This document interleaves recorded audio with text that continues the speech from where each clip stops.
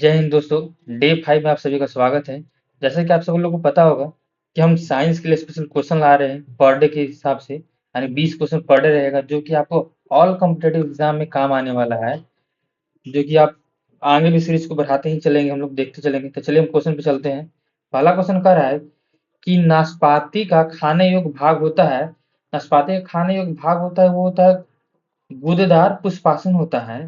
यानी गूदेदार पुष्पासन का मतलब ये हुआ कि उसके चारों तरफ लगा भाग निकाल देते हैं, और बीच वाले भाग में जो बी वाला पार्ट होता है उसको भी निकाल देते हैं। बीच वाले भाग को हम खाते हैं। जो नाशपाती होता है, नाशपाती को हम लोग कहते हैं कि नाशपाती जो है ये असत्य फल है। असत्य फल, असत्य फल कहने का मतलब ये है कि इसका जो निषेचन होता है वो बीजांड में ना होकर के बीजांड के बाहर में होता है, यानी कि थैलेमस में होता है। थैलेमस में निषेचन होता है। जिस फल का निषेचन थैलेमस में होता है उसे हम लोग कहते हैं असत्य फल कहते हैं। जैसे में एक नाशपाती हो गया, अपने ऊपर से हो जाएगा आपको सेब हो जाएगा, और बहुत सारे फल हैं जिसका निषेचन निषेचन थैलेमस में होता है, यानी पुष्पासन में होता है। अब सेकंड में देखिए बीजाणु दिया हुआ है। बीजाणु यानी बीज वाले भाग खाने वाला होता है। बीज किसका भाग खाते हैं? बीज में आ जाएगा मूंगफली, आ जाएगा बीज वाला खाने वाले भाग। अब नेक्स्ट क्वेश्चन चलते हैं। सेकंड नंबर क्वेश्चन कह रहा है कि सेब का कौन सा भाग खाने योग्य होता है। सेब का खाने योग्य भाग होता है वह होता है मांसल भाग मांसल पुष्पासन होता है। यानी कि इसके चारों का पूरा भाग खा जाते हैं हम, इसके बस बीच में जो बिया वाला भाग बच जाता है उसे हम लोग छोड़ देते हैं। सेब भी एक अपने आप में एक असत्य फल ही है। असत्य फल है। चलिए नेक्स्ट क्वेश्चन चलते हैं थर्ड नंबर में। थर्ड नंबर क्वेश्चन, आलू उदाहरण है।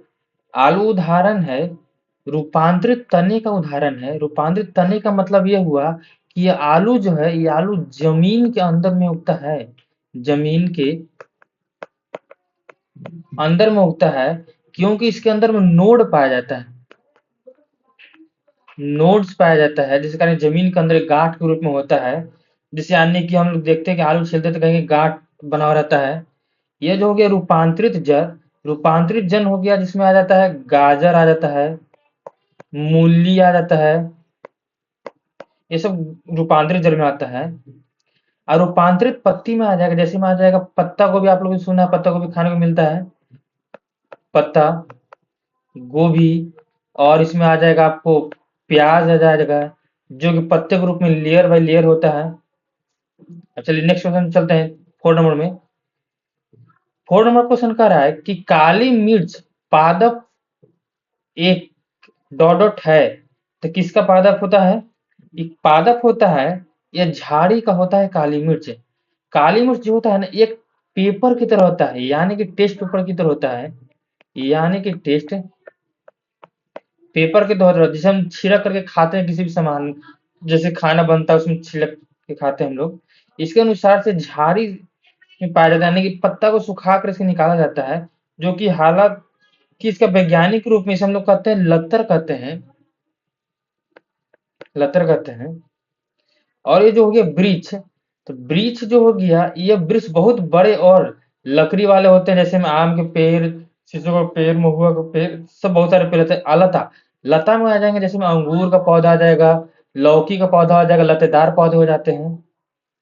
फिर झाड़, झखार हो जाएगा। इसमें आ जाएगा अनचाही घास फूस आ जाता है, जैसे में झाड़ छोड़ में घास देखे जो कि आम अगल बगल में घर के घास होगा, वो सारे घास आ जाते हैं।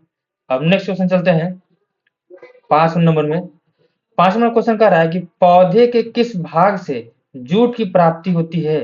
ये जो जूट की प्राप्ति होती है, ये पौधे के तने भाग से प्राप्ति होती है जूट की प्राप्ति। तो तने के पानी, यानी तने को पानी से भिगोकर उसकी छाल को रेशे से निकाला जाता है। ये जो तना है, तना को पहले पानी से क्या करेंगे, भिगा देंगे। अब भिगाने के बाद इसके हम छाल को निकालते हैं। तो छाल में रेशेदार निकाल, जो जाली टाइप होता है रेशेदार होता है, उसी हमें कपास की प्राप्ति होती है। और कपास से हम लोग बहुत सारे कपड़े बनाते हैं। ये आमतौर पे आपको मिलेगा महाराष्ट्र में, महाराष्ट्र में मिलेगा, गुजरात में मिलेगा, मिलेगा। यानी कि जहां पे कपास का ज्यादा उत्पादन होगा वहां पे वस्त्र के फैक्ट्रियां बहुत ज्यादा मिलेगा आपको। चलिए नेक्स्ट क्वेश्चन चलते हैं। 6 नंबर क्वेश्चन। 6 नंबर क्वेश्चन का रहा है कि रंजक एवं खाद्य पदार्थ बनाने में किसका प्रयोग किया जाता है? यह किया जाता है कैरामल का, किया जाता है कैरमल। तो कैरमल आप लोग सभी लोग देखे होंगे, सभी लोग आप लोग खाए भी होंगे। यानी कि यह क्या करता है, जैसे में आप लोग कैंडी खाए हैं, कैंडी, यानी कि जो हम लोग गांव में बेचने के लिए मिलता था, बड़ा बड़ा मिलता है बाजारों में, आज जो पार्क में खाते उसमें भी मिलता था। यानी कि क्या काम होता है कि चीनी का पाग ही होता है एक तरह से, चीनी का पाग होता है, जो चीनी का पाग का बना ही होता है यह कैरेमल। जैसे में गांव घर में बिकने के लिए भी आता है, जो कुछ साइकिल में आता था बिकने के लिए, उसमें चीनी डालता था, वो गर्म होता था, चक्कर की तरह नाचता था, उसमें से रेसादार निकलता था, उसके बाद एक लकड़ी में लपेट के उसे खाया करते हैं हम लोग। अब ऑप्शन नंबर बी जो दिया हुआ है कार्नोलाइट, कार्नोलाइट जो कि बहुत ही हानिकारक ही होता है। अब नेक्स्ट क्वेश्चन चलते हैं 7 नंबर में।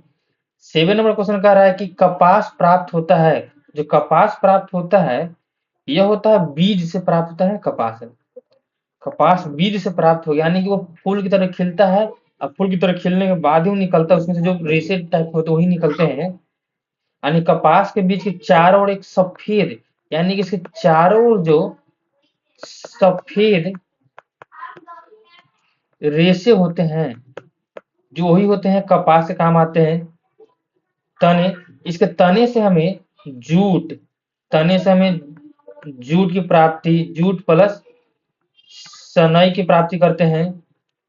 और पत्तियों से भी हम लोग रेशे में काम करते हैं।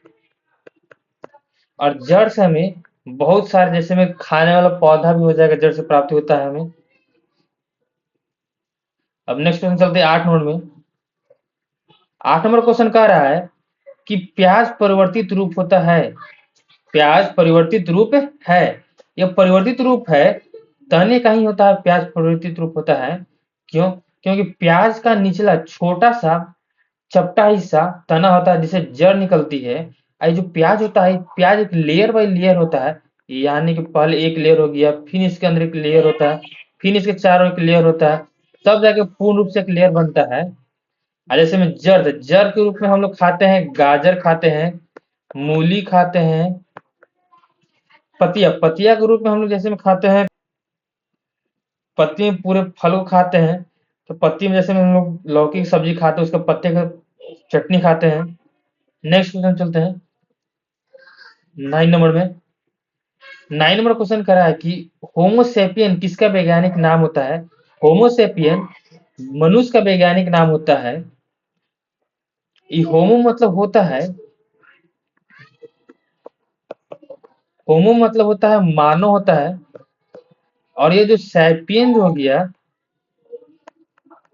इस सैपियंस का मतलब होता है बुद्धिमान, यानी कि जिसके पास बुद्धि होता है उसे होमोसेपियन कहते हैं। और एक हम अभी जो बाघ का वैज्ञानिक नाम होता है, बाघ का वैज्ञानिक नाम होता है पैंथेरा टाइग्रिस होता है, जिसका वैज्ञानिक नाम होता है। ये मेढक जो है, इस मेढक का वैज्ञानिक नाम होता है राना टिग्रिना होता है, राना टिग्रिना होता है। Next question 10 number.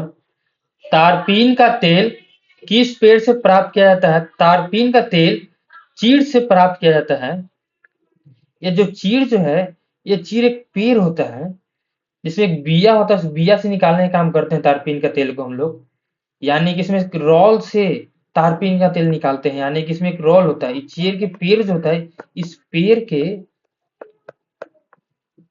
रोल से, रोल से हम लोग तारपीन का तेल निकालते हैं, तारपीन का तेल निकालते हैं। इनेटम, इनेटम जो है एक अलग प्रकार का जिम्नोस्पर्म पौधा होता है, यह जिम्नोस्पर्म पौधा होता है। इमाइकस जो होता है, इमाइकस भी एक तरह के पौधा ही होता है। ये देवदार जो है, देवदार के पेड़ के बारे में आप सभी लोग सुने होंगे। ये देवदार के पेड़ से भी हम लोग तेल निकालने का काम करते हैं। जिस तरह से चीड़ के पेड़ से निकालते हैं, उसी तरह देवदार से भी तेल निकालने का काम आता आते हैं। Next question 11 number. 11 नंबर कह रहा है कि लौंग प्राप्त होती है। लौंग जो प्राप्त होता है वह प्राप्त होता है पुष्प कलिका से होता है। यानी पुष्प कलिका से लौंग असल में फूल से खिलने पर ही सूखी फूल से होती है। ये जो पुष्प होता है, इसका जो पुष्प होता है, इसको पुष्प को पहले सुखा दिया जाता है। जब ये सूख जाता है तब इसी से लौंग हमें प्राप्त होता है। जड़ जड़ से मूसली या अश्वगंधा जैसी दवाएं बनती है। अश्वगंधा जैसी दवाएं बनती है। तने से प्राप्ति होती है दालचीनी। आप लोग सब लोग खाए होंगे दालचीनी, जो हमें सब्जियों में मिलते हैं। फल से यानी कि फल से प्राप्ति होता है हमें काली मिर्च की प्राप्ति होता है। काली मिर्च की प्राप्ति होता है। इलायची, फल से हमें इलायची का भी प्राप्ति होता है। इलायची प्राप्ति होता है। अब नेक्स्ट क्वेश्चन चलते हैं 12 नंबर। 12 नंबर क्वेश्चन कह रहा है कि शहद का मुख्य घटक होता है। ये जो शहद होता है, ये शहद फ्रक्टोज का मुख्य रूप से घटक होता है। यानी बहुत ही ज्यादा मीठा होता है प्राकृतिक रूप से। अब आपसे एक सवाल पूछ सकता है कि प्राकृतिक रूप से सबसे मीठा कौन होता है? तो फ्रक्टोज ही होता है जो प्राकृतिक रूप से मीठा होता है, शहद।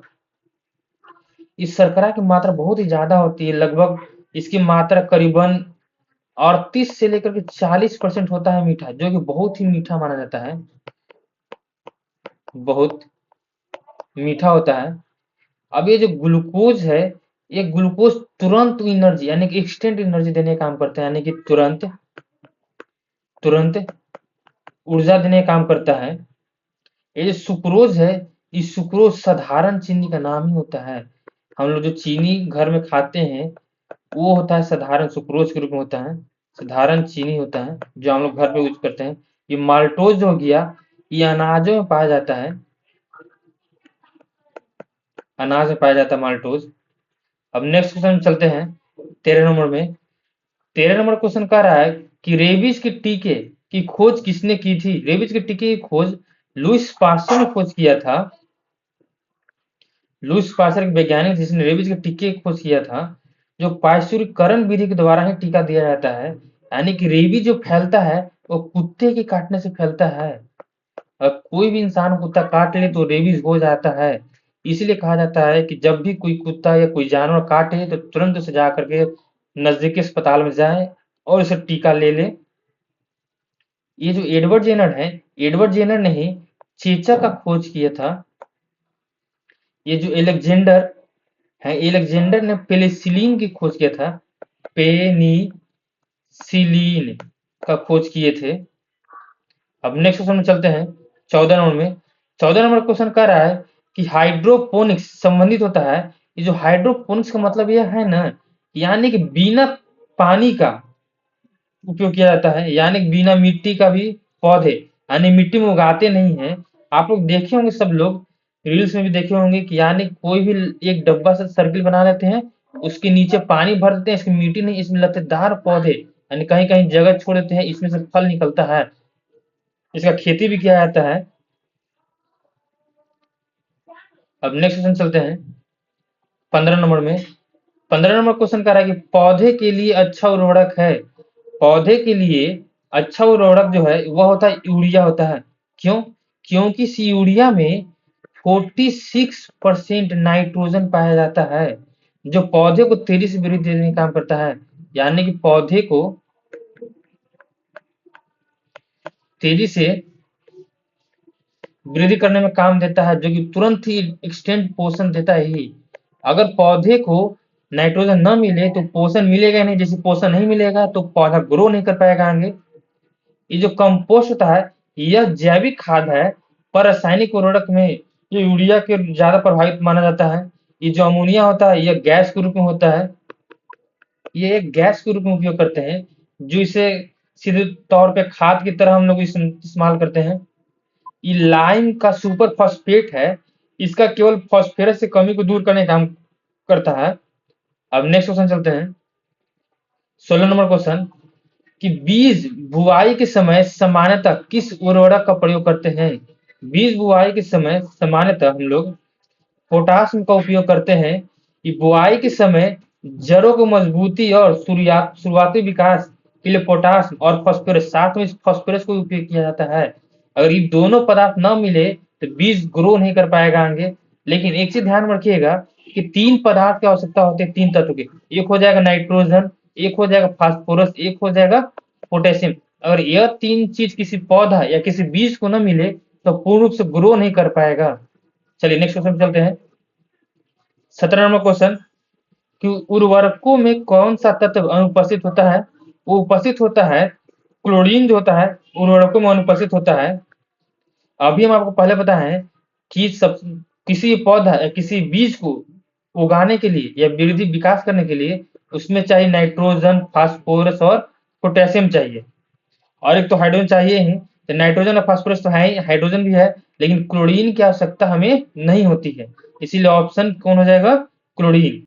अब चलिए नेक्स्ट क्वेश्चन चलते हैं 18 में कि ध्वनि का वेग अधिकतम होता है। ध्वनि का वेग अधिकतम होता है, वह होता है किसमें? स्टील में, यानी कि ठोस अवस्था में होगा।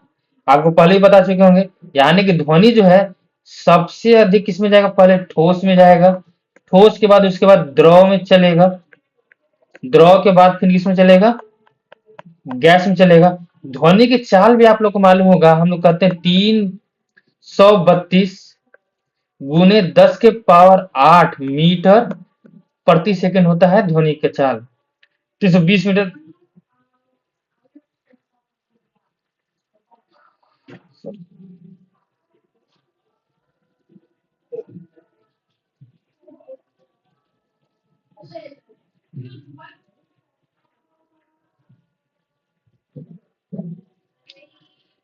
नेक्स्ट क्वेश्चन 19 नंबर, किस रंग का तरंग दैर्ध्य सबसे कम होता है?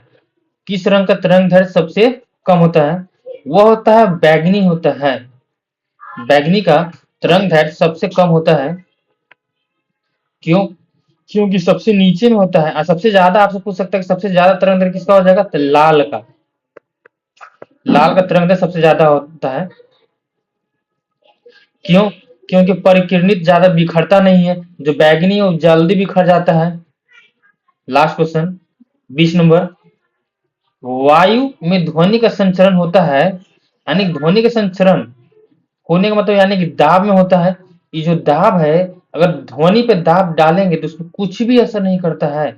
ये जो ध्वनि है कुछ भी चेंज नहीं होगा, नहीं उसका आवाज घटेगा, नहीं उसका आवाज कम होगा, नहीं वह एक ही जगह ऐसे रहेगा, आवाज चारों तरफ फैलते जाएगा। लेकिन जैसे अगर घनत्व हो जाएगा तो घनत्व बढ़ाने से ध्वनि का वेग भी बढ़ जाता है।